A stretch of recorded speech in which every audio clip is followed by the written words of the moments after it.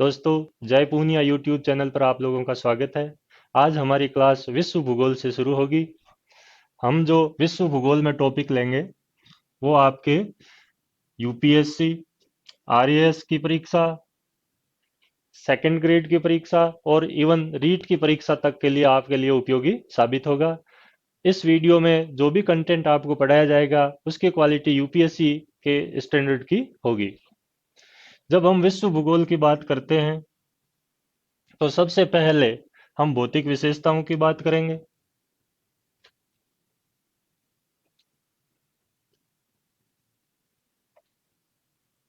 भौतिक विशेषताओं में हमें पर्टिकुलर, जैसे हम यूपीएससी की बात करें या आरएस के सिलेबस की बात करें, तो हमें पर्वतमालाएं,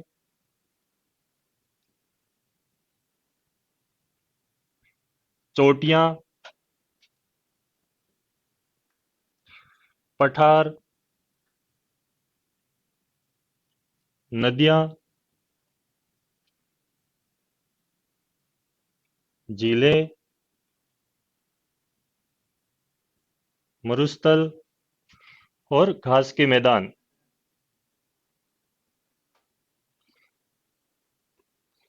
इन टॉपिक्स को हम विश्व भूगोल में पढ़ेंगे। आरएस के तो सिलेबस में यही टॉपिक है। यहाँ पर आपको जल धाराएं, पवन पेटिया, वायुदाब पेटिया ये सब पढ़ने की आवश्यकता नहीं है। वो आरएस की परीक्षा में कभी भी नहीं पूछी गई है प्रीलिम्स एग्जाम में। आरएस की परीक्षा में भौतिक विशेषताओं में जो पूछे जाते हैं वो मुख्यतः टॉपिक ये है। यूपीएससी में भी आपके यही टॉपिक पूछे जाते हैं। आरएस के सिलेबस में अपन विश्व भूगोल में अगर बात करें इनके अतिरिक्त, तो दूसरे नंबर पे आपके जल परिवहन आता है। जल परिवहन में आपके जल संध्या,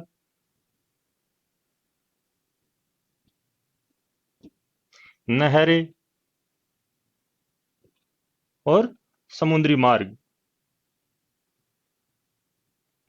हमें ये टॉपिक ही पढ़ने हैं। इसी प्रकार तीसरे नंबर पे औद्योगिक प्रदेश और औद्योगिक केंद्र पढ़ने हैं हमें। जिन जिन महाद्वीपों में औद्योगिक प्रदेश व केंद्र है वो हमें पढ़ने हैं। तो आपका एक तो भाग ये हुआ, दूसरे नंबर पे ये, तीसरे नंबर पे ये, और चौथे नंबर पे जो आपके आरएस के सिलेबस में है वो आपके जैव विविधता और पर्यावरण से रिलेटेड मुद्दे हैं।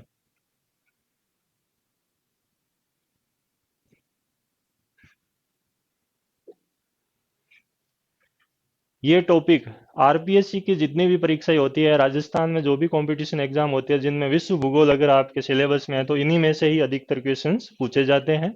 जो जनरल जीके का जो पेपर आता है आपके, उसमें अगर आप एसएसटी में ज्योग्राफी पढ़ते हो तो वहाँ फिर अलग टॉपिक है, या फर्स्ट ग्रेड में ज्योग्राफी सब्जेक्ट में आपको अलग टॉपिक पढ़ने पड़ते हैं। लेकिन आरएएस के सिलेबस में आपके मुख्यतः यही टॉपिक है। 1991 से लेके अब तक आरएएस की परीक्षा में, प्रीलिम्स एग्जाम में आपको इन टॉपिक्स के बाहर कोई भी क्वेश्चंस नहीं पूछा गया है। यानी कि हमें बाकी फालतू की चीजें नहीं पढ़नी है, हमें सिर्फ यही चीजें विश्व भूगोल में पढ़नी है। और यूपीएससी में भी आपको क्वेश्चंस, कुछ क्वेश्चंस इनमें से मिल जाते हैं। तो सबसे पहले जब हम इन चीजों को पढ़ेंगे तो इन चीजों को हम महाद्वीप या महासागरों के हिसाब से पढ़ेंगे। सबसे पहले हम कॉन्टिनेंट या महाद्वीप के हिसाब से शुरू करेंगे। और मैं आप लोगों को जो पहला जो अपन कॉन्टिनेंट पढ़ेंगे आज, वो अफ्रीका महाद्वीप होगा।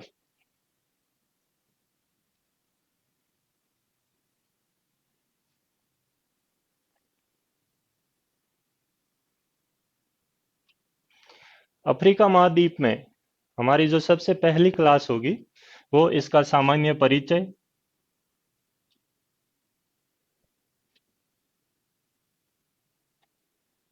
और दूसरी जो टॉपिक आपके आज की क्लास में होगा वो होगा पर्वतमालाएं व पठार। यानी सबसे पहले हम अफ्रीका का एक जनरल इंट्रोडक्शन लेंगे, उसके बाद यहाँ माउंटेन रेंज और प्लेटूज के बारे में पढ़ेंगे। तो आज का जो हमारा पहला कॉन्टिनेंट है वो अफ्रीका महाद्वीप है।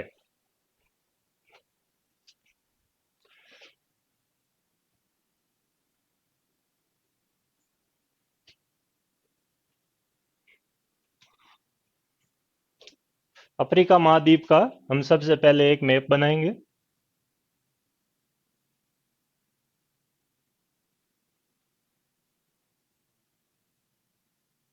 यूरोप का भाग हो गया, इटली देश वगैरह। बीच में आपका भूमध्य सागर जिसको रूम सागर भी कहा जाता है।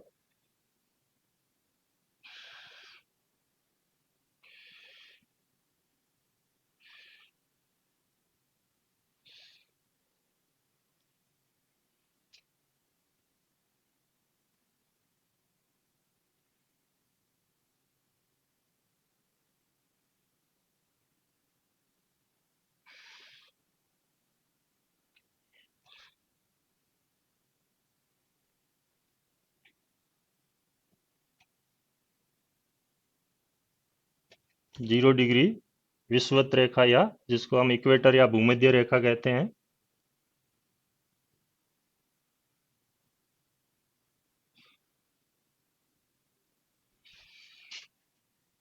ये जो भाग है आपके 23.5 डिग्री, जिसको हम कर्क रेखा के नाम से जानते हैं उत्तरी अक्षांश में।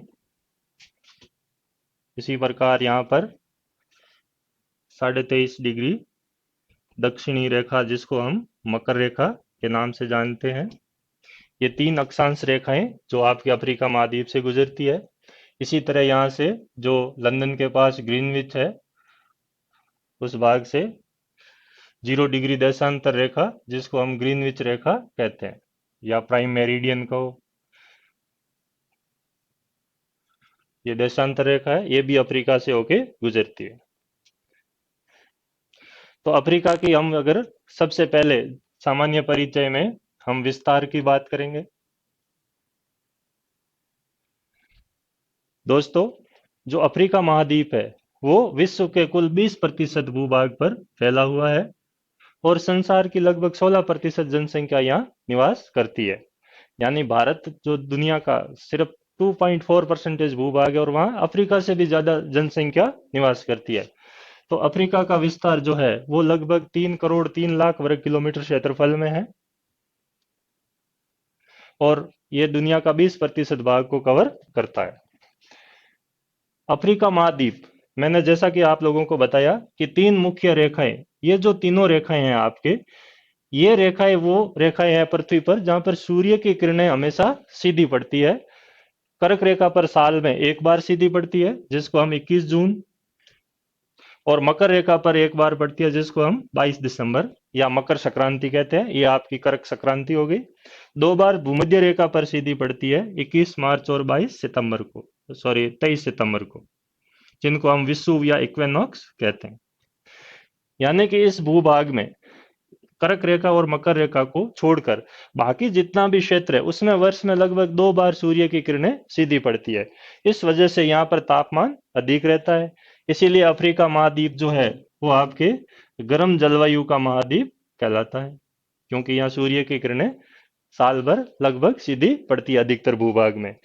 ये जो अफ्रीका शब्द है, ये अफ्रीका लैटिन भाषा के शब्द से बना है और इस शब्द का अर्थ यह है कि रोशनी की भूमि, या जहां पर सूर्य की रोशनी पड़ती है, यानी प्रकाशवान भूमि या सूर्य की रोशनी वाली भूमि।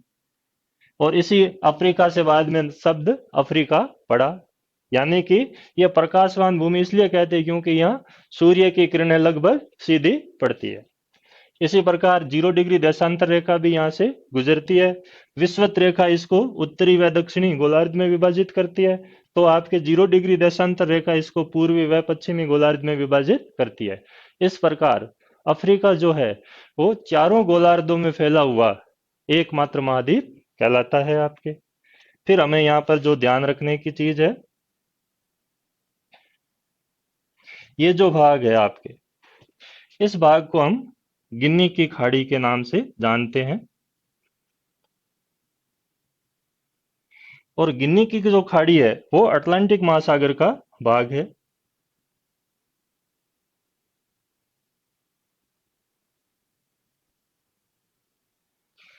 दोस्तों, पृथ्वी पर यह एकमात्र स्थान है जहां पर 0 से 0 को क्रॉस करती है। कई बार यह क्वेश्चन पूछा गया है कि 0 से 0 को क्रॉस कहाँ करती है, किस महाद्वीप में। तो महाद्वीप ये अफ्रीका महाद्वीप का ही भाग है। महासागर कौन सा हुआ, तो अटलांटिक महासागर। अटलांटिक महासागर का अगर उपसागर या खाड़ी की बात करें तो आपके गिन्नी की खाड़ी। तो ये चीज हमें ध्यान रखनी है। और अफ्रीका के कौन से भाग में, तो पश्चिमी भाग इसका आंसर सही होगा। तो इतनी सारी चीजें हमें इसमें भी ध्यान रखनी है, ये अक्सर परीक्षा में पूछा भी गया है। तो यहाँ पर जो हमने चीजें ध्यान रखी कि विषुवत रेखा, कर्क रेखा, मकर रेखा और 0 डिग्री देशांतर रेखा अफ्रीका से गुजरती है, और इसके विस्तार क्षेत्रफल की हमने बात की। अब दूसरी बात, अफ्रीका के पुराने इतिहास से संबंधित हम सामान्य परिचय प्राप्त करते हैं।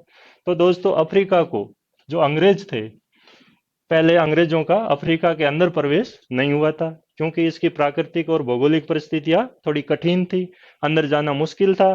तो उन्होंने इस महाद्वीप को अंध महाद्वीप का नाम दिया, यानी कि डार्क कॉन्टिनेंट, जिसके बारे में उनकी जानकारी नहीं के बराबर थी। जैसा कि हम इतिहास में पढ़ते आए कि Vasco da Gama Cape of Good Hope, ये जो अफ्रीका का सबसे निचला बिंदु है दक्षिण अफ्रीका में, वहां से होते हुए भारत आया था। क्योंकि वो भी इस अफ्रीका के अंदर जाने से घबरा रहा था, क्योंकि अफ्रीका की भौगोलिक परिस्थितियां इतनी कठिन थी कि अंदर जाया नहीं जा सकता था, इसलिए उन्होंने अंध महाद्वीप नाम रखा। पहले जो यूरोप के लोग थे वो अटलांटिक की तरफ भी कम ही जाते थे, तो अटलांटिक का नाम भी उन्होंने अंध महासागर या डार्क ओशन रख रखा था। तो ये डार्क ओशन की अगर बात आती है तो हमें ध्यान रखना है कि अटलांटिक ओशन को कहते हैं। और डार्क कॉन्टिनेंट की बात आती है, अंध महाद्वीप की, तो हम अफ्रीका महाद्वीप को इस नाम से जानते हैं। फिर अगर अफ्रीका की हम दूसरे इतिहास की बात करें, तो अफ्रीका में हमें यह ध्यान रखना है, ये जो भाग है आपके यहाँ पर तंजानिया देश है,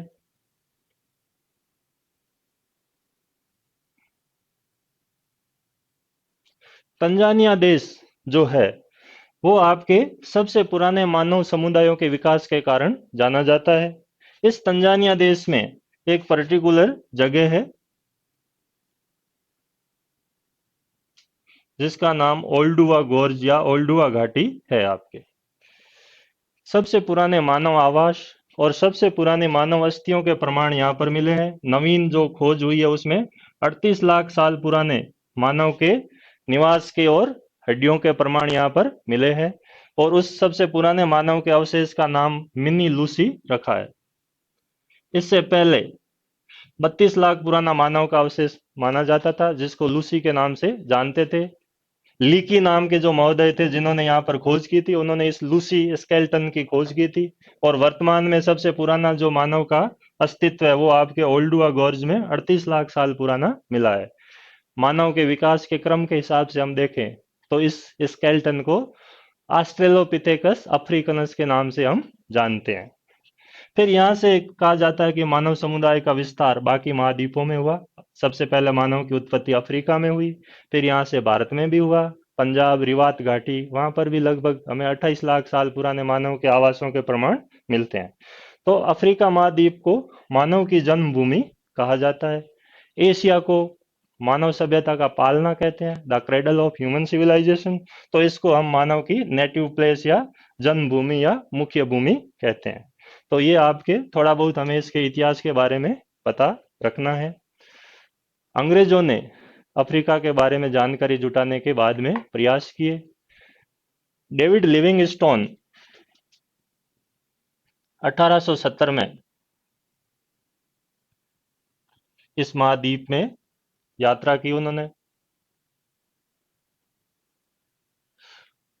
इसी तरह एक स्टानले थे। इन लोगों ने अफ्रीका की आधुनिक युग में खोज की। डेविड लिविंगस्टोन स्टोन को कुछ लोग अफ्रीका का खोजकर्ता भी मानते हैं। 1885 में बर्लिन में एक कॉन्फ्रेंस हुई। उस कॉन्फ्रेंस को बिस्मार्क ने बुलवाया था और उसकी अध्यक्षता बेल्जियम के शासक लियोपोल्ड सेकंड ने की। उसमें पहली बार अफ्रीका का बंटवारा किया गया। मिस्र से लेके और दक्षिण अफ्रीका तक ये बीच के जितने भी देश थे वो आपके ब्रिटेन के उपनिवेश बने। जायरे जो देश था वो आपके बेल्जियम का उपनिवेश बना। इधर अल्जीरिया में फ्रांसीसियों ने अपना उपनिवेश स्थापित किया। कहीं पर जैसे इथोपिया में इटली वालों ने अपना भूभाग या अपना क्षेत्र स्थापित किया, और उन्हें पहली बार यहाँ पे अडोवा के युद्ध में हारना भी पड़ा था, ये जो हम इतिहास में पढ़ते आए हैं। तो ये अफ्रीका का एक इतिहास हम देख सकते हैं। सबसे पुराना मानव समुदाय, सबसे पुराना मानव का जीन आपके अफ्रीका में मिलता है। तो ये चीजें हमने यहाँ अफ्रीका के एक परिचय के बारे में पढ़ी।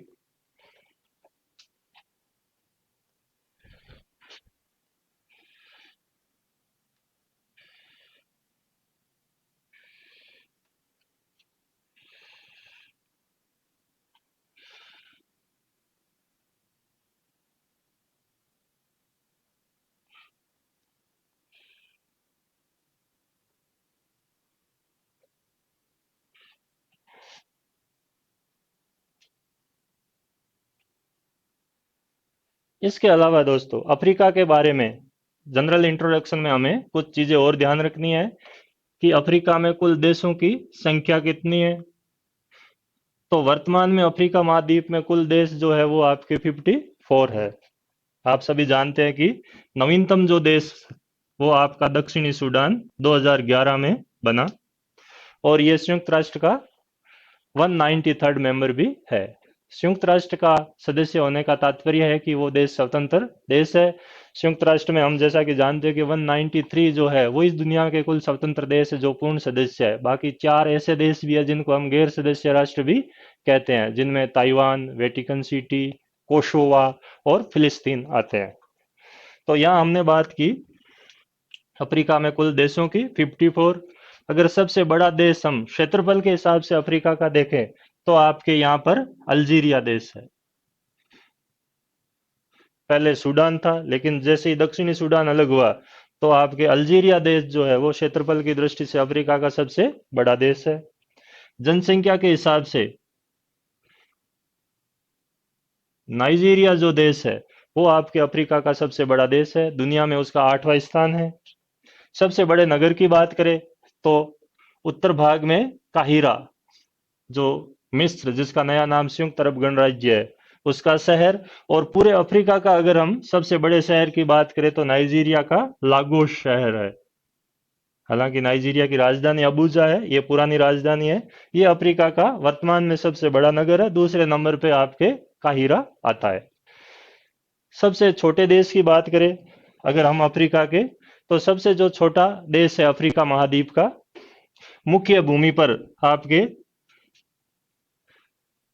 गेम्बुल देश है जो सबसे छोटा देश माना जाता है क्षेत्रफल की दृष्टि से। गेम्बुल देश जो है वो आपके सबसे छोटा देश है जो मुख्य भूमि पर अवस्थित है। तो ये हमने अफ्रीका का एक परिचय, कुल देशों के बारे में हमने जानकारी हासिल की कि कुल देश है वो 54 है। 54 देशों की कुल जनसंख्या भारत की कुल जनसंख्या से कम है, ये भी चीज हमें ध्यान रखनी है। दूसरा सबसे बड़ा महाद्वीप क्षेत्रफल के हिसाब से और जनसंख्या के हिसाब से अफ्रीका महाद्वीप आपके है। फिर इसकी कुछ भौगोलिक चीजें हैं, सामान्य परिचय में हम पढ़ेंगे। जैसे ये भाग है आपके सींग की तरह या हॉर्न की तरह निकला हुआ है, इसको अफ्रीकन हॉर्न कहा जाता है या अफ्रीका का सींग। इस अफ्रीकन हॉर्न में दोस्तों 4 देश आते हैं, जैसा कि आप लोगों ने सुन रखा पढ़ रखा है। एक सोमालिया, इथोपिया, जिबूती और इरिट्रिया।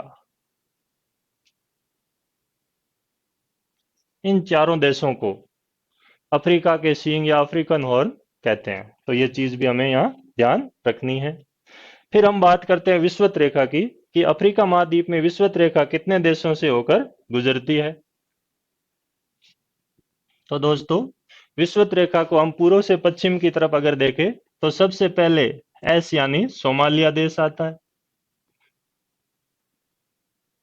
दूसरे नंबर पे केन्या देश आता है। तीसरे पे युगांडा आता है। चौथे नंबर पे जायरे, जिसका नया नाम DRC democratic Republic of Congo. फिर आपके कॉन्गो देश आता है। उसके बाद यहाँ पर गेबन देश आता है। मुख्य भूमि पर ये 6 देश है। और सातवां जो देश है, छोटा सा द्वीप है आपके, गिनी की खाड़ी में, जिसका नाम है साओ टोमे। यानी कि 7 देशों से होकर विषुवत रेखा गुजरती है। पूर्व से पश्चिम जिनका जो क्रम है वो आपको ये ध्यान रखना है कि सबसे पहले सोमालिया, केनिया, युगांडा, जायरे या डीआरसी, कांगो, गैबन और आपका साओ टोमे। इसी तरह मैंने आप लोगों को बताया था कि यहाँ से 0 डिग्री देशांतर रेखा भी गुजरती है, और 0 डिग्री देशांतर रेखा जो है वो भी मुख्यतः 5 देशों से होकर गुजरती है। सबसे पहले आपके अल्जीरिया, फिर आपके देश आता है माली, फिर आपका देश आता है यहाँ पर बुर्किनो फासो, फिर यहाँ पर घाना और टोगो दोनों के देशों की बाउंड्री को क्रॉस करके जाती है, इसलिए 2 देश वो हो गए, एक आपके घाना और एक है टोगो।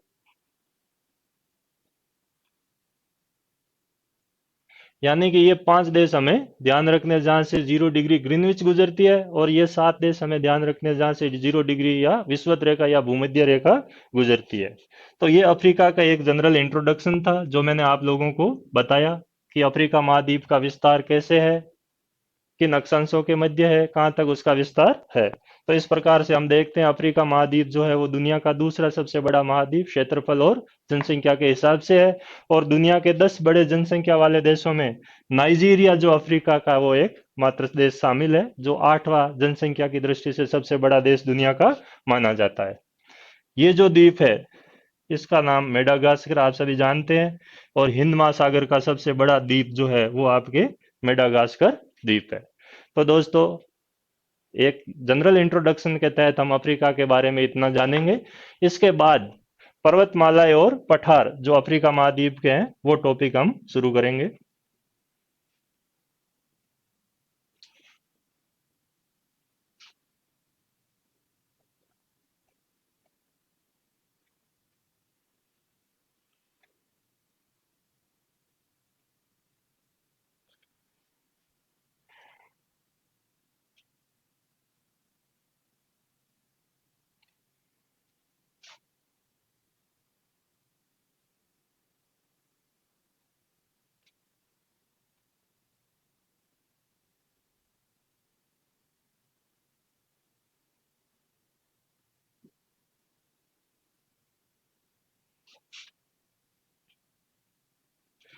दोस्तों, जब हम अफ्रीका महाद्वीप के पर्वत और पठारों की बात करें तो सबसे पहले जो पर्वतमाला हम लेंगे वो अफ्रीका महाद्वीप के इस उत्तर पश्चिमी भाग में स्थित है, और इस पर्वतमाला का नाम आप लोगों ने अक्सर पढ़ा है और कई बार परीक्षाओं में पूछी भी गई है, वो आपके एटलस पर्वतमाला है। सबसे पहले हम देखेंगे कि यहाँ पर एटलस पर्वतमाला है। एक बार अफ्रीका महाद्वीप की सारी पर्वतमालाएं मैं मैप में आप लोगों को बता देता हूँ। इस भाग में जो पर्वतमाला है यानी कि दक्षिण पूर्वी भाग में, उसका नाम आपके ड्रेकेंस बर्ग है। ये पर्वतमाला आपकी एटलस हुई। यहाँ पर आपकी ड्रेकेंसबर्ग पर्वतमाला हुई। इस भाग में अल्जीरिया में एक पुरानी पर्वत भाग है, पर्वतीय ज्वालामुखी भाग, जिसका नाम है अहगार पर्वत। इसी तरह यहाँ पर विषुवत रेखा के दक्षिण में आप लोग सभी जानते हैं अफ्रीका महाद्वीप की सबसे ऊंची चोटी और पर्वतमाला जिसका नाम है किलिमंजारो। इस किलिमंजारो के पास में यहाँ पर विषुवत रेखा पर युगांडा में रूवंजारो। इस विषुवत रेखा के उत्तर में केन्या देश में आपके एल्गन, और विषुवत रेखा के नीचे वापिस केन्या देश में केन्या। एक चोटी आपके पश्चिमी भाग में है जिसका नाम है कैमरून। यानी अफ्रीका महाद्वीप में जो मुख्यतः पर्वतीय भाग है, बीच में आपके ज्वालामुखी क्षेत्र है, और यहाँ पर आपकी नवीन मोड़दार पर्वतमाला है, तो यहाँ पर भ्रंश कगार के रूप में पर्वतमालाएं हम देख सकते हैं। सबसे पहले हम बात करें एटलस पर्वतमाला की। तो दोस्तों, एटलस पर्वतमाला के जो कुछ भाग है यहाँ पर, ये जो भाग है आपके, इसको मिडल या मध्य या टेल्स एटलस कहते हैं।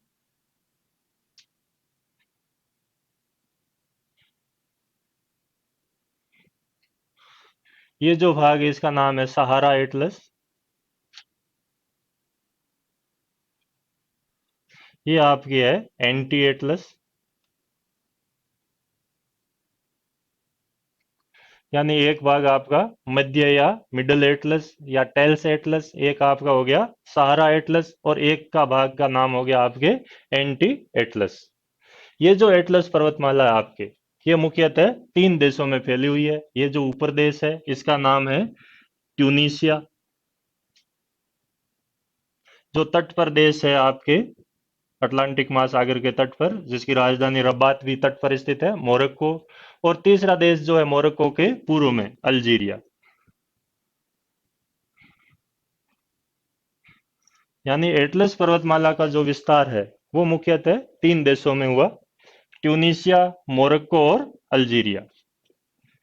ये जो देश है दोस्तों, इन देशों को पुराने भाषागत आधार पर मगरीब कहते हैं। ये मगरीब देश भी कहलाते हैं। यहाँ पर एक बर्बर जनजाति रहती है, इसलिए इनको बारबरिक देश भी कहा जाता है।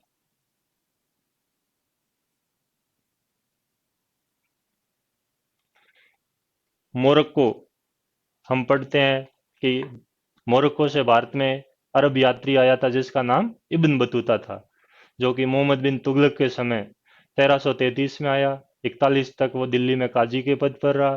फिर चीन उसको दूत बनाकर भेजा और उसने अपना यात्रा वृत्तांत रहला के नाम से लिखा था। तो वो मोरक्को जो देश है दोस्तों, वो ये है इब्न बतूता की भूमि। ट्रांजियर का वो रहने वाला था। इस एटलस पर्वतमाला की जो ऊंची चोटी है वो इसी मोरक्को देश में ही है, जिसका नाम है टोबकल। हालांकि ये अफ्रीका महाद्वीप की ऊंची चोटी नहीं है, अफ्रीका महाद्वीप की ऊंची चोटी किलिमंजारो है। लेकिन टोबकल जो है वो आपके एटलस पर्वतमाला की सबसे ऊंची चोटी है। वो आपके इस भाग में स्थित है। तो इस प्रकार हमने देखा कि ये एटलस पर्वतमाला। फिर इसकी विशेषता हम अगर पूछी जाए आपको एटलस पर्वतमाला की, तो एटलस पर्वतमाला भी नवीन मोड़दार पर्वतमाला है।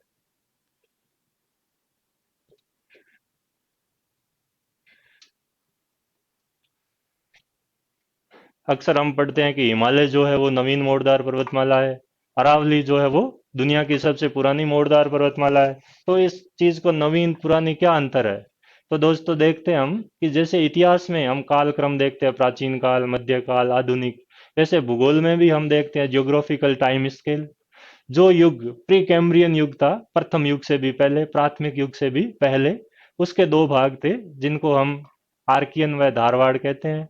तो धारवाड़ युग में अरावली बनी। लगभग आज से 60 करोड़ साल पहले उसका निर्माण शुरू हुआ, 57 करोड़ साल में वो बनकर तैयार हुई। तो अरावली को हम पुरानी मोड़दार पर्वतमाला कहते हैं। और फिर जो प्राइमरी युग में जितनी भी पर्वतमालाएं बनी, जो 6 कल्प थे, जिनका नाम आप कैम्ब्रियन, ओडोविनियन, सिल्यूरियन, डेवोनियन, कार्बनीफरस, परमियन कहते हैं, उनमें जो भी पर्वतमालाएं निर्मित हुई वो सारी की सारी पुरानी मोड़दार पर्वतमालाएं कहलाती है। जो सेकेंडरी युग था उसमें पर्वत निर्माण कम हुआ। फिर टर्शियरी युग में वापस पर्वत निर्माण हुआ, जिसके काल जो है हम इयोशीन, मायोशीन, प्लायोशीन कहते हैं। उन युगों में वापस जो पर्वत बने आज से लगभग 7.5 करोड़ साल पहले, वो पर्वतमालाएं नवीन मोड़दार पर्वतमालाएं कहलाती है या नवीन पर्वतमालाएं कहलाती है। फिर बात आती है कि इनको मोड़दार क्यों कहते हैं। तो मोड़दार कहने के जो एकमात्र कारण है कि हमारी जो पृथ्वी है वो प्लेटों में विभाजित है, और प्लेटों के आपस में टकराने से चट्टानों में फोल्ड या मोड़ पड़ते हैं। ये जो भाग ऊपर उठता है चट्टान का, जो कंप्रेशन होने से जब दोनों प्लेटें आपस में टकराती है, तो इस ऊपर उठे हुए भाग को हम अपनति कहते हैं। और नीचे जो घाटी वाला भाग है, धंसा हुआ भाग, वो अभिनति कहलाता है। ये भी चट्टान का ही भाग है और ये ऊपर उठा हुआ भाग भी चट्टान का ही भाग है। इन दोनों को भूगोल की भाषा में मोड़ या वलन कहते हैं। संयुक्त रूप से अपनति और अभिनति को ही मोड़ या वलन कहते हैं। इसलिए ऐसी पर्वतमालाओं को हम मोड़दार पर्वतमाला कहते हैं। यहाँ पर्वतमाला मुड़ी हुई नहीं है, यहाँ आपको ध्यान रखना है कि चट्टानें मुड़ी हुई है, और वो चट्टानों में अपनति और अभिनति, जिनको हम मोड़ या वलन कहते हैं। फिर एक विशेषता और होती है पर्वतमालाओं की अवस्थिति के हिसाब से। जैसे हम पढ़ते हैं कि हिमालय जो है वो मध्य महाद्वीपीय श्रेणी है, यानी वो महाद्वीप के बीच में है। तो कुछ इसी तरह की पर्वतमालाएं होती है जो समुद्री तट पे होती है, तो उनको हम तटीय श्रेणियां कहते हैं।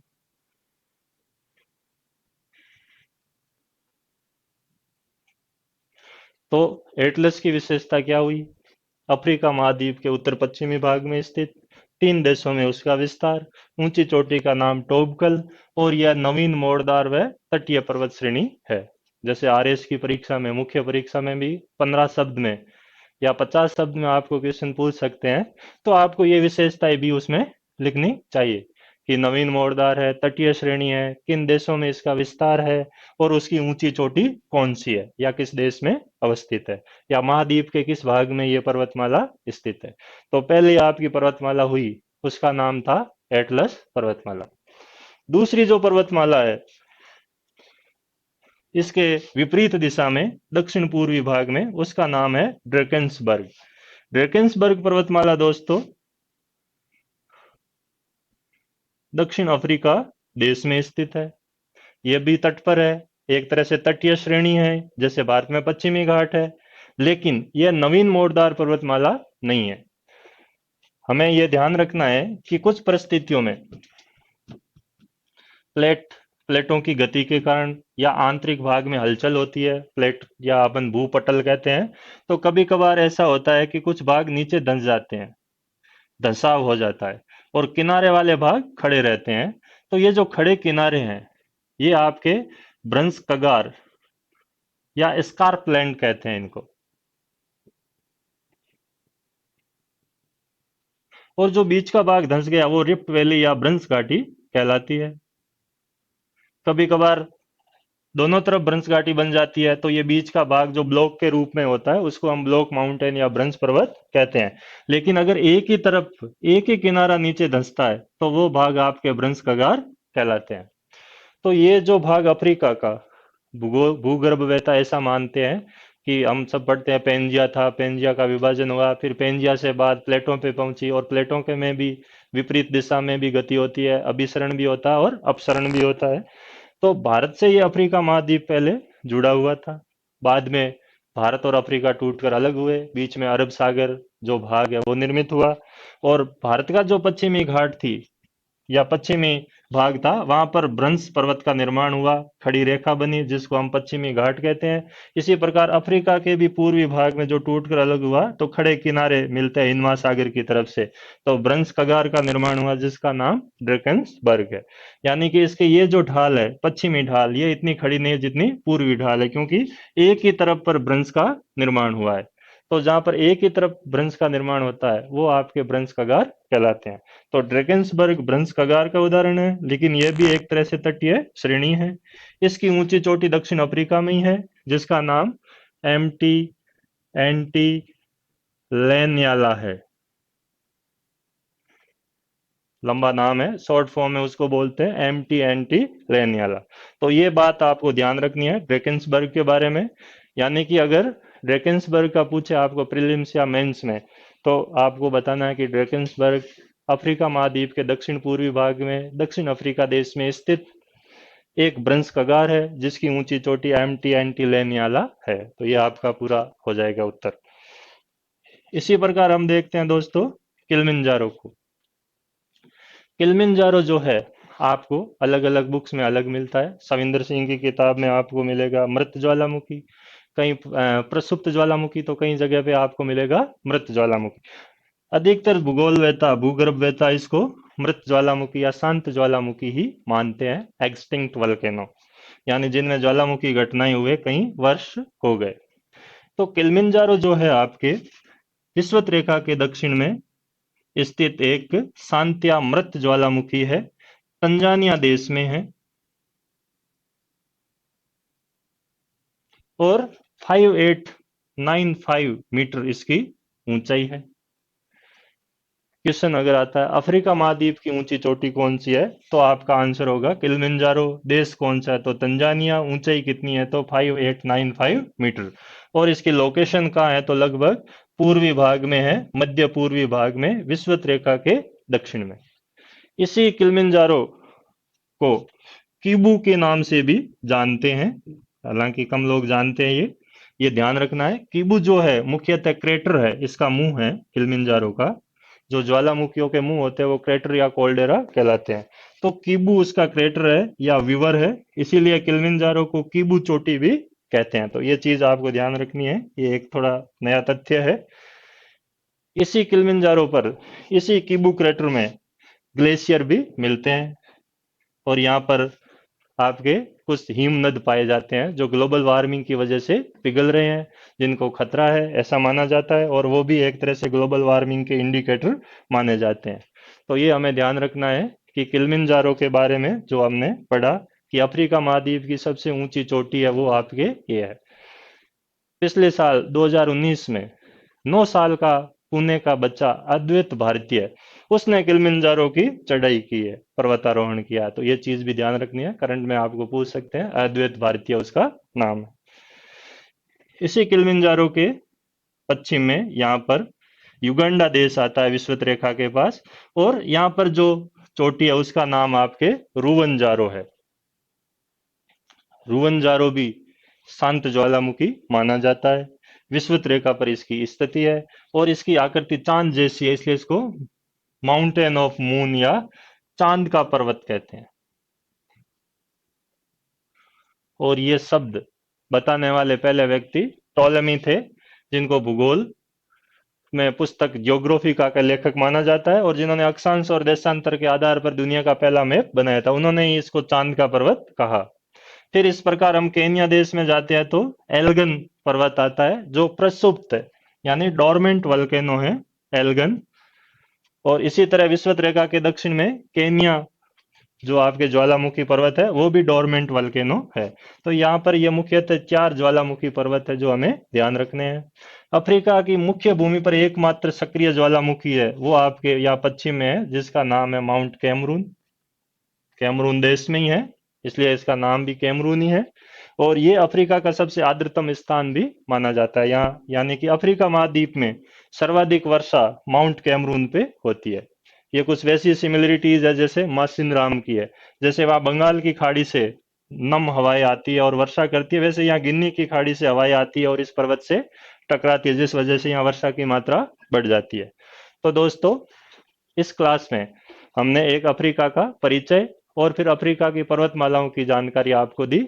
अब अफ्रीका के पठार कौन कौन से हैं वो एक बार हम देख लेते हैं। अफ्रीका महाद्वीप में, वैसे तो अफ्रीका महाद्वीप ही एक तरह से प्रायद्वीपीय पठार जैसा भाग है, पूरा बेसाल्ट लावा से निर्मित है, लेकिन इसमें भी कुछ छोटे छोटे उपभौतिक प्रदेश है जो पठारों के रूप में जाने जाते हैं। जैसे एक पठार यहाँ लीबिया और चाड इन देशों में है, जिसका नाम है तिबेस्ती।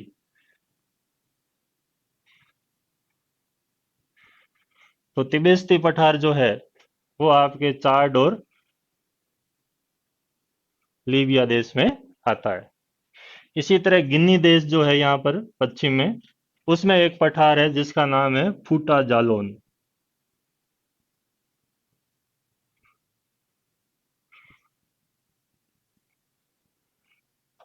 फूटा जालोन जो पठार है उस पे फूलानी नाम के किसान रहते हैं। जैसे यहाँ कृषक समुदाय है वो अलग अलग नाम से जाने जाते हैं, जैसे मिस्र में किसानों को फेला कहते हैं, यहाँ पे फूटा जालोन में फुलानी कहते हैं, तो नाइजीरिया में उनको हाउसा कहते हैं। ये कुछ कृषक समुदाय है जो अलग अलग नामों से जाने जाते हैं, तो इनका भी हमें थोड़ा ध्यान रखना है। तो फूटा जालोन पठार आपके गिनी में हुआ, फुलानी लोग यहाँ पे निवास करते हैं। इसी तरह ये जो भाग है दोस्तों नाइजीरिया, यहाँ पर पठार है, उस पठार का नाम है जोस पठार।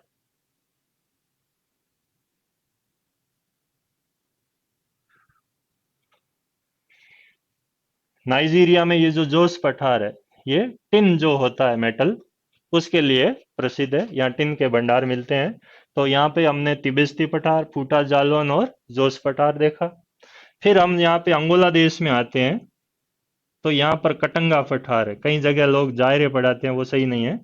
कटंगा पठार का जो विस्तार है मुख्यतः अंगोला देश में है,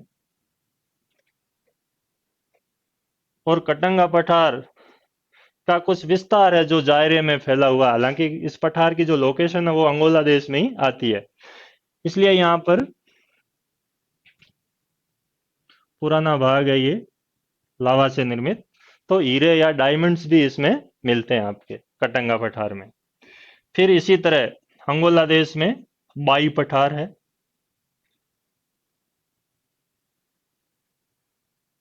ये भी आपके अंगोला में है। यानी अंगोला में आपके दो पठार ध्यान रखने हैं, कटंगा और बाई पठार। इसी तरह हम दक्षिण अफ्रीका में सबसे दक्षिण भाग में पहुंचते हैं तो यहाँ पर ग्रेट कारू पठार है।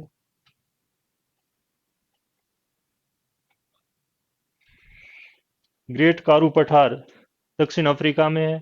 दक्षिण अफ्रीका तक हम जब यहाँ तक पहुंचते हैं तो लगभग इसका 40 डिग्री अक्षांश के आसपास टेम्परेट या शीतोष्ण जलवायु मिलना शुरू हो जाता है। और यहाँ पर शीतोष्ण घास के मैदान मिलते हैं साउथ अफ्रीका में इस पठार पर, जिनको हम वेल्ड्स कहते हैं। आप लोगों ने पढ़ा होगा कि अफ्रीका के मध्य भाग में जो घास के मैदान है उनको हम सवाना कहते हैं। सवाना का विस्तार मुख्यतः 5 से 20 डिग्री अक्षांशों के मध्य है। और वो घास के मैदान, वहां पर घास पाई जाती है, इसलिए उनको पार्कलैंड भी कहते हैं। यानी सवाना घास के मैदानों को पार्कलैंड कहते हैं। वो 5 से 20 डिग्री अक्षांश सूडान वगैरह इन देशों में फैले हुए हैं। तो इसी तरह शीतोष्ण घास के मैदान जो है वो दक्षिण अफ्रीका में ग्रेट कारू पठार में ही मिलते हैं और उनको हम वेल्ड्स के नाम से जानते हैं। और जैसे आपके शीतोष्ण घास के मैदान जो होते हैं, टेम्परेट ग्रासलैंड, वो मुख्यतः या तो गेहूं की खेती के लिए प्रसिद्ध होते हैं या फिर भेड़ पालन के लिए। और ये जो है ये आपके भेड़ पालन के लिए प्रसिद्ध है। यहाँ मुख्यतः मेरिनो भेड़ पाई जाती है। अधिकतर जो भेड़ पालन है वो ठंडे प्रदेशों की विशेषता है, ये आप सभी जानते हैं। मेरिनो जो सबसे ज्यादा ऊन देने वाली भेड़ है, अपने राजस्थान की मेरिनो चोकला कहलाती है। लेकिन फिर भी हम गर्म प्रदेशों में भी भेड़ पालन करते हैं, ठीक है। लेकिन मुख्यतः जो भेड़ें हैं मेरिनो, जो आपके दक्षिणी गोलार्ध की सबसे प्रमुख भेड़ है जो ऊन के लिए प्रसिद्ध है, वो न्यूजीलैंड, ऑस्ट्रेलिया, अर्जेंटीना और दक्षिण अफ्रीका में ग्रेट कारू पठार पर मिलती है। तो दोस्तों, आज के वीडियो में हमने दक्षिण अफ्रीका महाद्वीप का परिचय, पर्वतमालाएं और पठारों का अध्ययन किया। आप इस वीडियो को सब्सक्राइब करो, लाइक करो, शेयर करो। धन्यवाद।